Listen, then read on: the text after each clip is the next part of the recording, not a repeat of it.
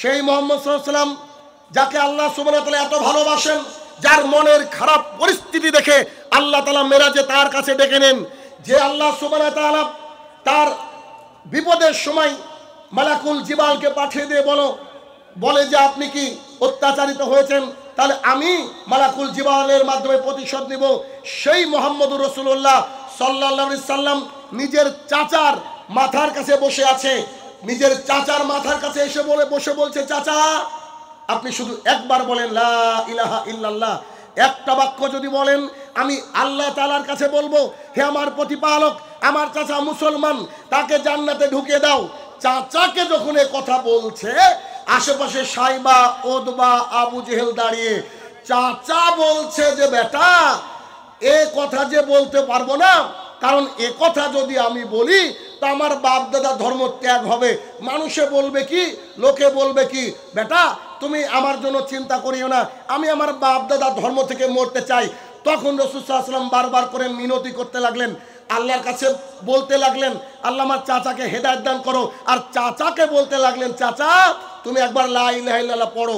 কিন্তু তার চাচা লা ইলাহা ইল্লাল্লাহ পড়লো না। মুসলিম শরীফের হাদিস, তার চাচার থাকার জায়গা জাহান্নাম। আমি হয়তো আপনাকে বুঝাতে পারছি না, একটু খেয়াল করেন। নবী দোয়া করছে যার জন্য, নবী যার জন্য সুপারিশ করার জন্য প্রস্তুত, আল্লাহ তাআলা তাকে হেদায়েত দেয়নি, তার নিজের চাচাকে হেদায়েত দেয়নি। আর এই আমার সামনে যত মানুষ আমরা বসে আছি, আমরা সবাই অটোমেটিকলি মুসলমান, কেউ আমাদের জন্য দোয়া করেনি। কথা কি বুঝতে পেরেছেন ওজন?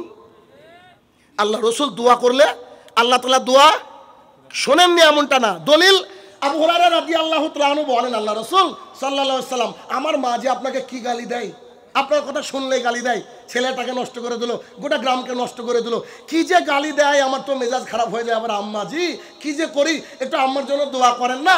তখন রাসূল সাল্লাল্লাহু আলাইহি ওয়াসাল্লাম বলছেন, আচ্ছা ঠিক আছে, আমি আল্লাহর কাছে দোয়া করছি, আল্লাহ তুমি আবু হুরায়রার মাকে হেদায়েত দিয়ে দাও।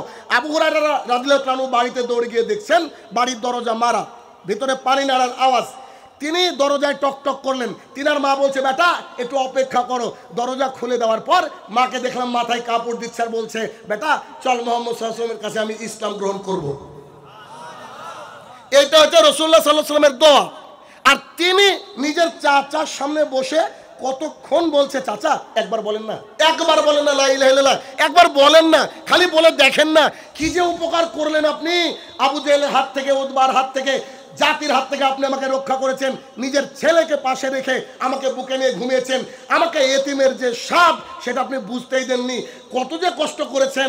আমার যে কষ্ট হয় আপনি এভাবে মারা গেলে, আপনি একবার বলেন না লা ইলাহা ইল্লাল্লাহ। চাচা বলেননি, তার মানে আল্লাহ রাসূল দোয়া করেও চাচাকে হেদায়েত দেওয়াতে পারেনি, আমরা অটোমেটিকলি মুসলমান।